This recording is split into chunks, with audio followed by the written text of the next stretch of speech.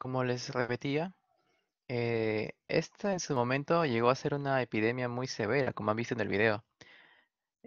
También llegó a ser bastante aparatosa con respecto a la, a la manera en que se presentó muy súbitamente y que en ese entonces la situación económica en el país no estaba tan favorable. Estaba la recesión que había dejado a la García, estaba también el tema de la poca inversión sobre salud que se estimaba en ese entonces, ¿no? Al área del Ministerio de Salud, no había mucha inversión. La guerra y el terrorismo en ese entonces también estaba rondando. Entonces fue un panorama bastante, digamos, penoso para el Perú en ese entonces. Más del 50% más de peruanos se contagiaron por ese tipo de infección.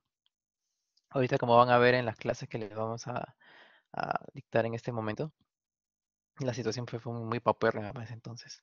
El costo de mortalidad fue alta, bastante alta. Como saben, esta epidemia se produció aproximadamente en el año, en el año 1991. Esta epidemia del cólera azotó justamente en ese año. Como ven, fueron bastantes casos que se produjeron. Más desde 2.999 casos de defunciones en estos pacientes. Los primeros que se denotaron, digamos, este cuadro de infeccioso fue en las ciudades más costeras, ¿no? En ese entonces estaba Chancay, Chimbote y Piura. Dentro de las más golpeadas fue la ciudad de Chimbote. El Hospital de la Caleta. El Hospital de la Caleta fue prácticamente el hospital más golpeado y, digamos, con una afluencia de pacientes bastante alta. Como saben, esta infección es causada por la bacteria del virus colérico, ¿no?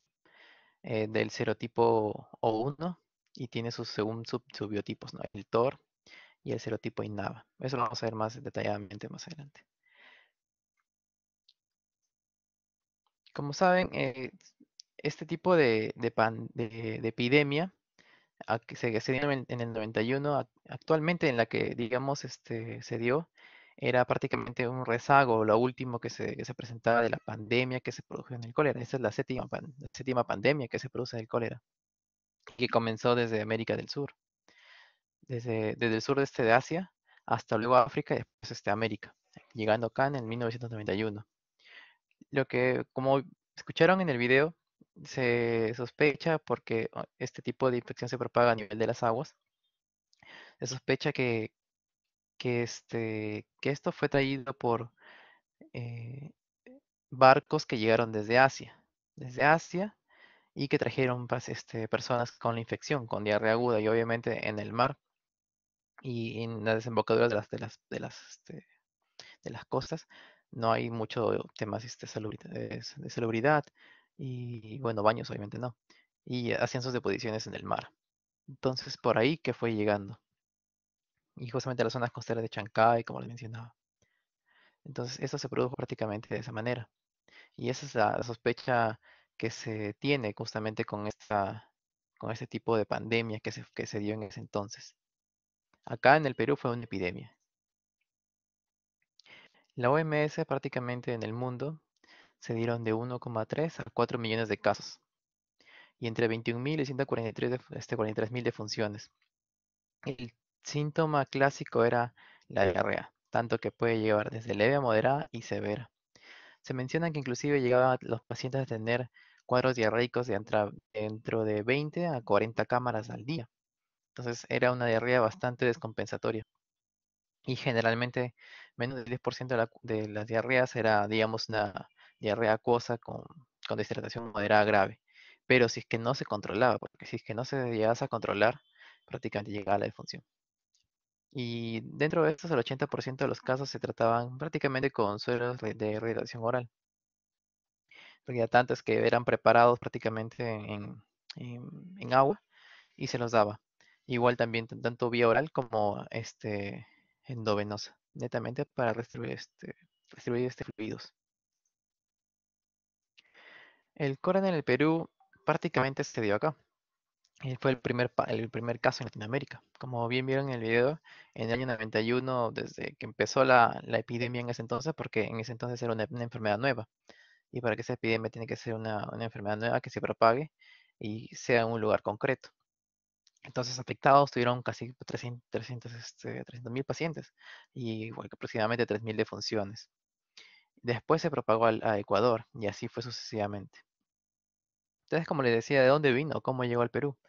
Y esta cepa prácticamente la que se aisló acá fue el Vibrio cólera, el subtipo, el TOR, ese que salió en nuestro país. Y bueno, tuvo diferentes también subtipos, comparándolos con el Golfo de México. Como saben, este tipo de bacteria viene del mar y tiene las características que prácticamente el mar, por tener bastante cloruro de sodio, es un, por decirlo así, un medio muy propicio para el crecimiento y la proliferación de esta, ¿no? Tanto que como provino del mar se encontraba inclusive en fitoplancton, en peces, en mariscos contaminados, y se hizo inclusive un estudio donde se encontraba prácticamente en estos tipos de productos marinos. Y prácticamente la contaminación y evaporación fue en menos de 2 semanas. Ya en menos de semanas se cuenta que este tipo de infección se propagó bastante rápido.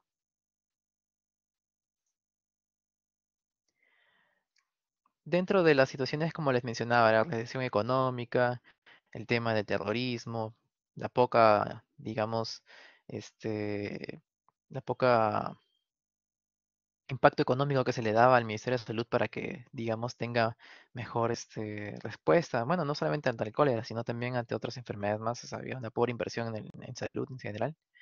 Había lo que es un inadecuado procesamiento de agua potable. Digamos que dentro de todos estos, más o menos, las partes urbanizadas tenían la forma de potabilizar el agua. Pero después las partes no urbanas, las partes que digamos que más o menos eran un 60% en el Perú en ese entonces, no tenían acceso a agua potable. A eso súmele también en la ausencia de tratamiento de desagües, no habían desagües adecuados. Y a esto, todos estos, digamos, tipos de desechos, de excretas humanas, ¿a dónde iban a parar? A los ríos y a los mares. Entonces no había una adecuada eliminación y potabilización del agua en ese entonces. Entonces acuérdense que el inóculo va a ser mayor fuente hídrica, y va a haber menores alimentos. Y lo que se consumía frecuentemente en ese entonces en los mercados era prácticamente las comidas marinas y la falta también de limpieza que se da en los mercados. Hay una series de estudios que se mencionaron en su momento sobre los cofactores, ¿no? Ciertas predisposiciones, ¿no? Por ejemplo, se especificaba que los pacientes que tenían grupo O positivo tenían más propensos a contraer este tipo de infecciones en severidades, ¿no? Hablamos de severidad. Y bueno, la clase media y la clase marginal obviamente eran la parte más afectada, ¿no? Aquellos pacientes que tenían gastritis crónica también se menciona que tenían más afines de desarrollar ese tipo de infección más severa. Y el grupo etario más afectado fue entre niños y ancianos, justamente. Dentro de las infecciones causadas por vibrios, se denomina pues al género vibrio, ¿no? Son realmente gram negativos, pueden ser aerobios y anaerobios. Esos son catalasa positivos y son móviles. Y como les mencionaba, para que su crecimiento y su propagación necesariamente tienen que tener un medio que sea con cloruro de sodio. Estas son las medidas como para que este tipo de bacteria se propague.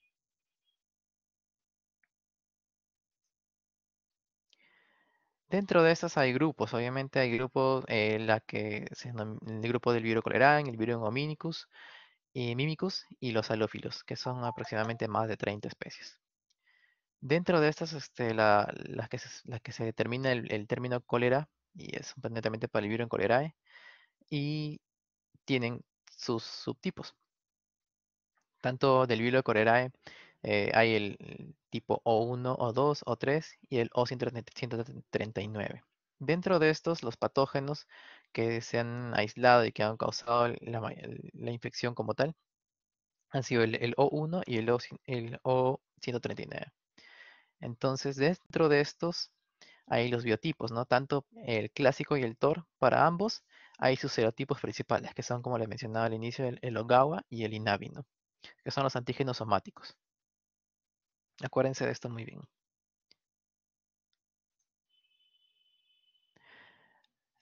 Entonces, si tenemos que este tipo de infecciones son ocasionadas por vibrios, como saben, ya son habitantes del mar. Ahí van a prácticamente estar. Van a estar en casi toda la microbiota de especies acuáticas. Y el ser humano en realidad no es que sea el factor importante para esta propagación, es un, como mencionó ahí, es un huésped ocasional.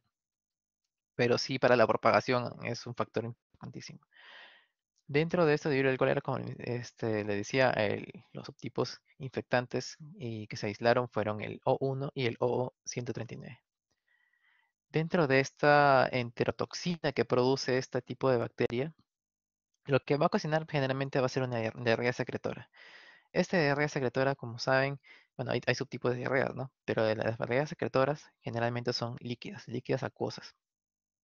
Y generalmente no son de una manera ocasionada directamente por la bacteria, sino que esta enterotoxina que genera va a producir que bueno, más adelante lo voy a mencionar, haya una aceleración con respecto a la pérdida de líquidos a nivel de la luz intestinal. Y esta enterotoxina que se presenta, tanto el vibrio tiene un pili especial, que es el TCP. Este TCP lo que va a facilitar es que se colonice más rápidamente a nivel de la luz colónica, de las fimbrias, y también va a facilitar la propagación de esta enterotoxina.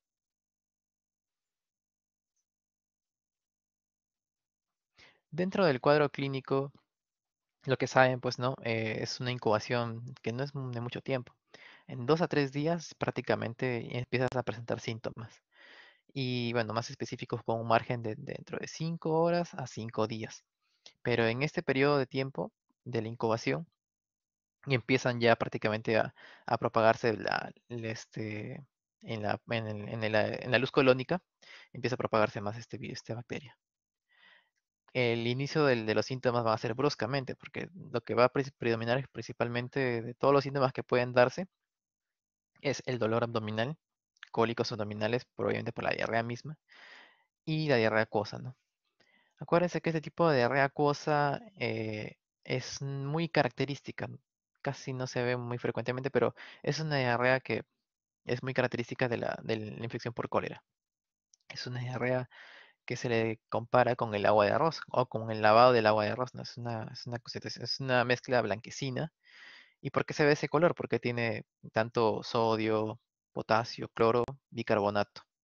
Son todos los electrolitos que se van a perder. Entonces, como les mencionaba, que esta enterotoxina es tan invasiva que tiene dos subunidades, ¿no? Dos unidades bien complejas que se van a producir. Esas subunidades se denominan A y B.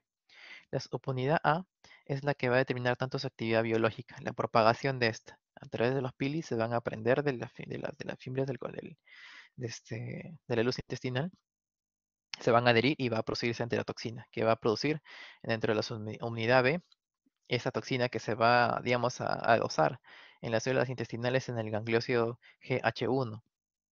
Lo que va a producir esta subunidad B es que a nivel celular, eh, digamos, es el AMP cíclico, que ¿se acuerdan de la bomba sodio potasio ATPase? Luego el AMP cíclico se va a ver incrementado.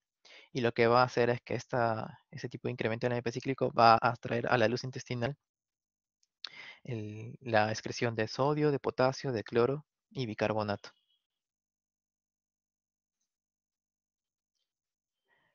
Las formas graves ya prácticamente son esas ya tanto isotónicas, ¿no? Es el mismo plasma que se elimina prácticamente por las heces. Como les mencionaba, no son heces de un tipo como que bacterianas, ¿no?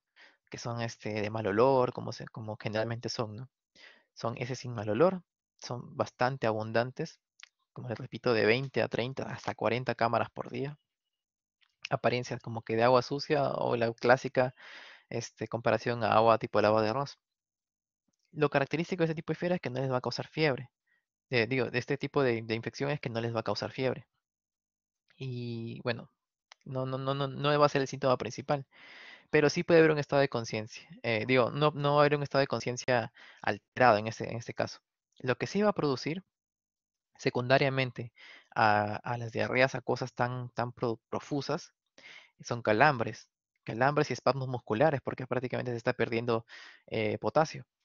Y el potasio es muy importante justamente para el tema muscular. Como complicación ya más digamos, no controlada, porque si esto no se controla, si no se restituyen líquidos, fluidos, electrolitos, lo que va a conllevar eso es a una acidosis metabólica. Vómitos bastante profusos.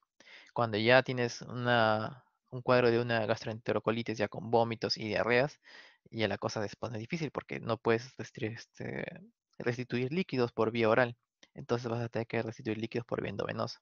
Y tengan en cuenta que estos pacientes, a pesar de que están con todos las complicaciones de las diarreas, encontrarles una vía en un estado circulatorio, digamos, depletado, porque estás, digamos, perdiendo volumen, va a ser más difícil. Ya la parte grave va a ser una deshidratación que lleva a la hipotensión, que eso va a contribuir a una oliguria y eso ya nos traduce prácticamente una, una insuficiencia renal aguda. Una insuficiencia renal aguda prácticamente por hipovolemia.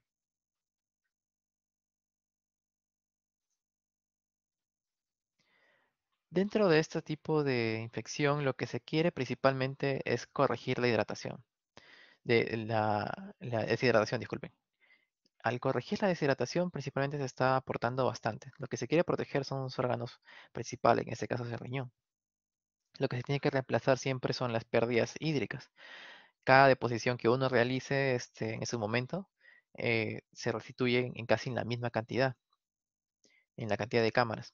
Y eso se realiza prácticamente con sueros de rehidratación oral. Y en un litro de agua, bien preparado, pero tiene a 2,6 gramos de sodio, de cloruro de potasio 1,5 gramos, citrato trisódico 2,9 gramos y glucosa 13,5 gramos. El control de la glicemia es muy importante porque de todas maneras no había una buena ingesta de calorías, aparte de los vómitos y las pérdidas profusas de líquido. Dentro del tratamiento en general son las tetraciclinas. Se menciona de 500 miligramos cada 6 horas por unos 6 días por 3 días por vía oral. Está la doxiciclina, 300 miligramos, dosis única. El trimetoprim sulfadoxazol también se puede indicar ahí, cada 12 horas por 3 días. Acitromicinas como dosis única, 1 gramo. La furazolidona y la fluoroquinolonas en general, como dosis únicas. Muy buena va la ciprofloxacina. Acá les muestro una imagen para que sepan cómo era realmente las heces. Si se dan cuenta, la parte del lado A es una diarrea por rotavirus, una clásica diarrea amarillentosa o color verduzca. Pero si se dan cuenta en la imagen B, es son heces blanquecinas totalmente. Así era la diarrea. Era tan profusa y tan blanquecina que esa era la característica principal. Entonces, en el tratamiento, tanto para diagnóstico como tratamiento, no se especificaba netamente que ya como las diarreas bacterianas generalmente es restituir volumen y dar tratamiento antibiótico. El principal tratamiento en este era restituir volumen. El tratamiento antibiótico era posteriormente, no era lo principal.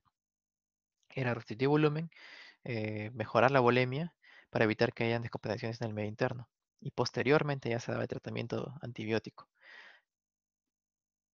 Para el diagnóstico laboratorial no se realizaba tanto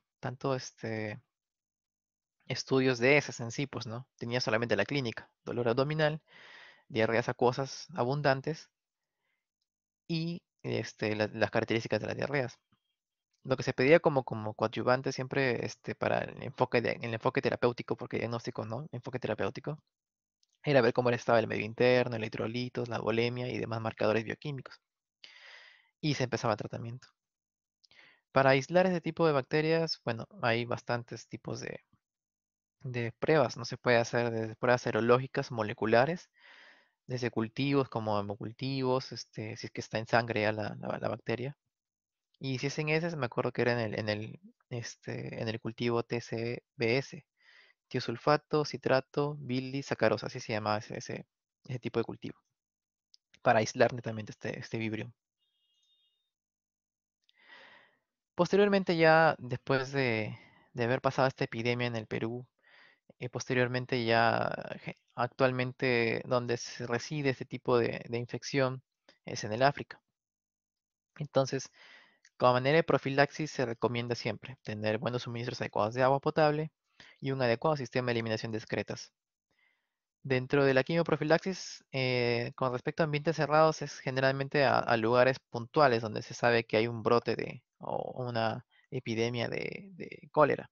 Entonces, si que una persona X, no digamos un médico, se va a esa zona, tienen que recibir una quimioprofilaxis.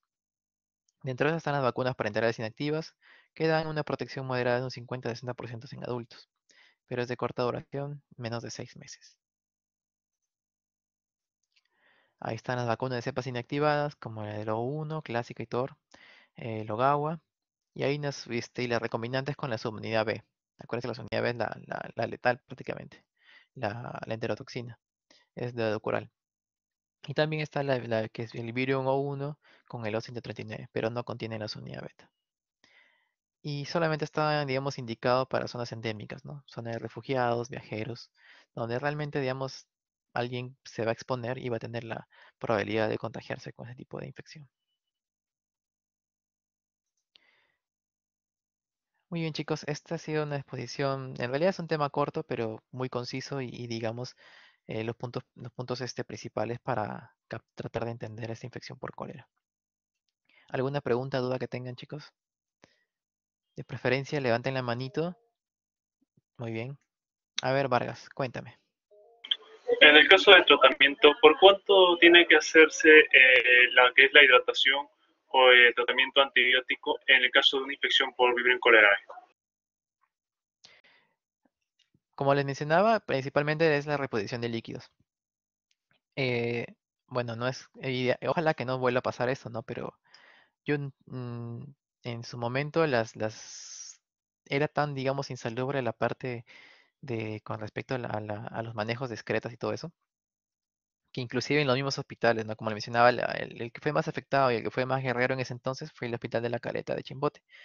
Y ahí se mencionaba que prácticamente en el pasadizo, en las áreas verdes, en cualquier lado donde pudiesen los pacientes defecar, defecaban.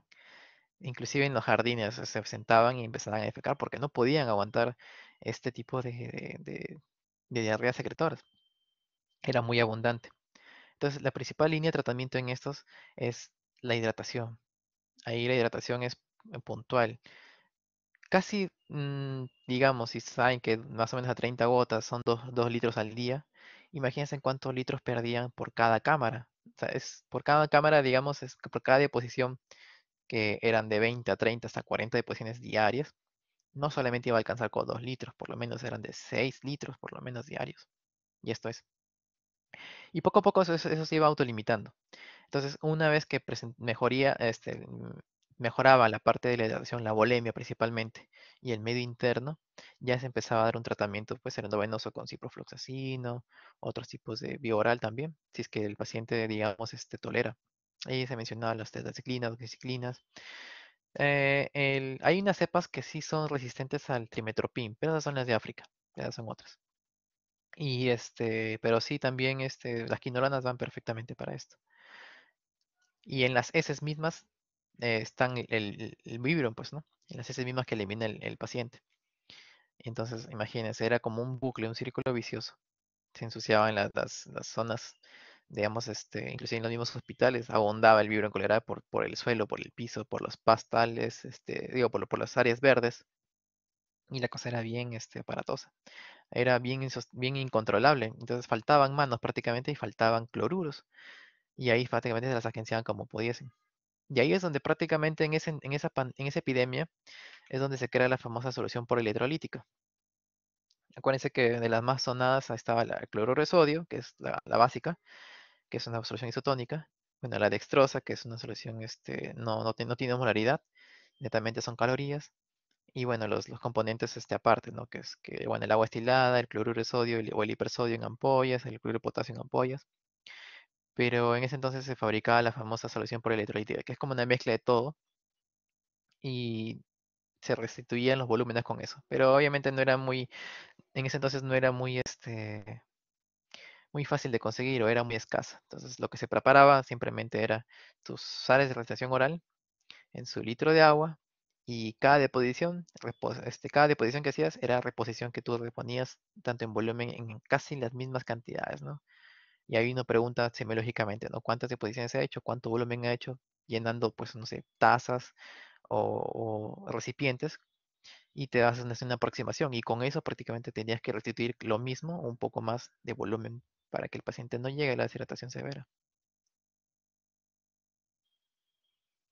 ¿Alguna otra duda, chicos?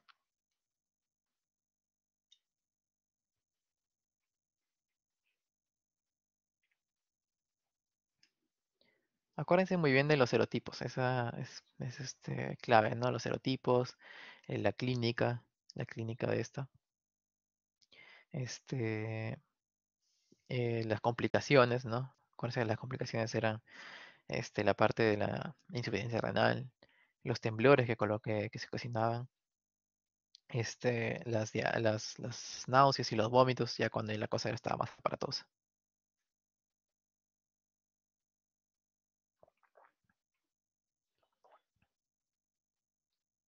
Tal vez hay varios o pocos pueden que tengan eh, familiares de salud, o sea, me refiero a familiares en el sector salud, que les puedan contar un poco cómo era en ese entonces.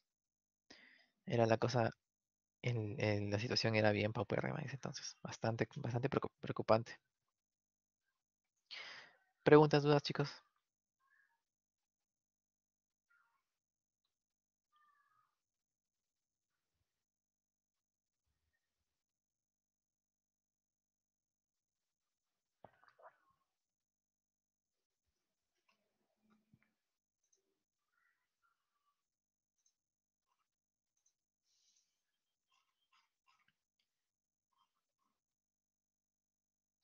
La participación es importante para la calificación, así que acuérdense.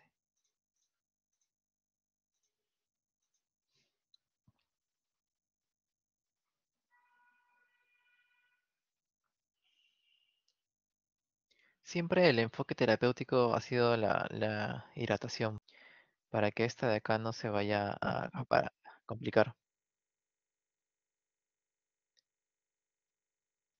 Doctor, disculpe, Sí, dime. una consulta, buenas tardes. Entonces, al paciente se le debe sustituir con suero de rehidratación oral y, bueno, si es que no, perdón, o sea, se debe intentar primero por vía oral, ¿verdad? Darle el suero. Y ya si es que no acepta, pues endovenoso. Y ahí mismo también se le debe poner glucosa para mantener la glicemia. ¿O es que hay que esperar primero que el paciente intentar siempre por vía oral y si no ya la opción endovenosa? Lo principal es reducción de volumen. Acuérdense que el volumen, lo que se va perdiendo a nivel de las diarreas, son el volumen y electrolitos. Casi no se pierde mucho, digamos, calorías, glucosa, ¿no? O sea, netamente si es por falta de ingesta, no es la prioridad. Lo que se requiere de la prioridad ahí es reposición de volumen y electrolitos. Según eso se pueden hacer un estudio de gases arteriales y también un estudio para que no ver si hay acidosis metabólica y también ver un estudio de electrolitos. Es-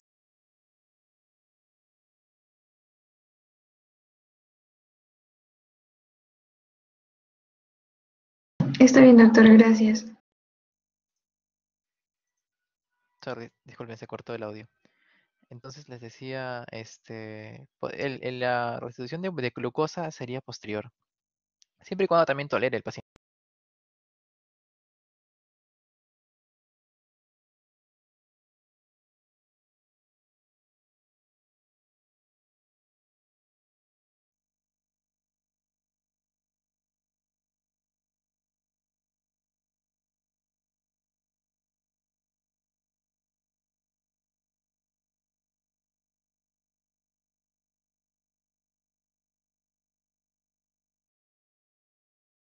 Gracias, doctor.